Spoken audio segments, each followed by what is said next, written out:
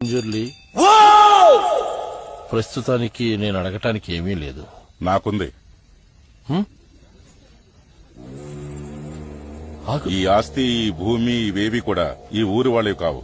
నువ్వు ఊరుకోరా, మాట్లాడుకో. సరే, మీది కూడా కాదు, నాది. దీన్ని నువ్వు నాకు తిరిగిచ్చేయాలి. ಬಹಳ ಒಳ್ಳೆ ಪ್ರಾರ್ಥನೆ ಗೊತ್ತಿನಾರೆ. ನಿಮ್ಮ ಜಾಗ ನಾನು ಹಿಂದಿರಿಸಿ ಕೊಡ್ತೇನೆ.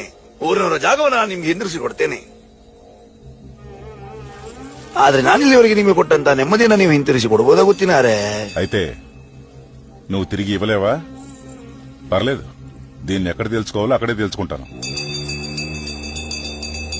ಕೋರ್ಟಿಗೆ ಹೋಗ್ತಿ, ಆದ್ರೆ ನಿನ್ನ ತೀರ್ಮಾನ ಮೆಟ್ಲಲ್ಲಿ ನಾನು ಮಾಡ್ತೇನೆ. ಜಾಗ ಊರಿನವ್ರದ್ದು.